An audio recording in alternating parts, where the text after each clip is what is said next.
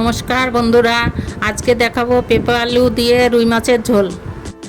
পেঁপেগুলো কেটে নিলাম, আলুটা টুকরো টুকরো করে কেটে নিলাম, আদাটা বেটে নিলাম, লঙ্কাটা বেটে নিলাম, জিরেটা এবার ভেজে বেটে রেখেছি, অল্প একটু ধনেপাতা কুচিয়ে কেটে রেখেছি। মাছটা এবার হলুদ লবণ দিয়ে মাখিয়ে নেব, মাছগুলো এবার ভেজে নেব।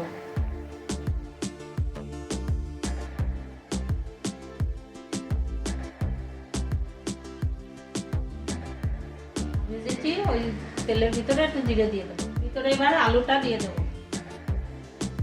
আলুটা একটু লাল লাল করে ভাজা হয়ে গেছে, এবার পেঁপেটা আর ভিতরে দিয়ে দেবো।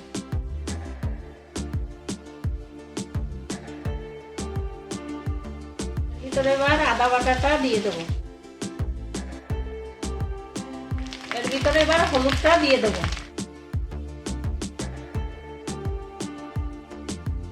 কষানো হয়ে গেছে, এবার জলটা দিয়ে দেবো, লবণটা দিয়ে দেবো এর ভিতরে, লঙ্কাটার ভিতরে এবার দিয়ে দেবো, ঝোলের ভিতরে এবার মাছটা দিয়ে দেবো।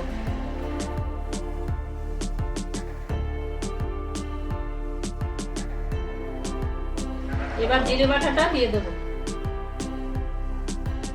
এবার একটু ফোটানো করে ধনে পাতাটা দিয়ে দেবো। স্বাদের জন্য একটুখানি চিনি দিচ্ছি। পেঁপে আলু দিয়ে কাটা ভুনার ঝোল হয়ে গেছে, এবার নামিয়ে দেবো। আজকে আমার পেঁপে আলু দিয়ে রুই মাছের ঝোল তৈরি। আপনারা জানাতে ভুলবেন না কিন্তু আমার রান্নাটা কেমন হলো।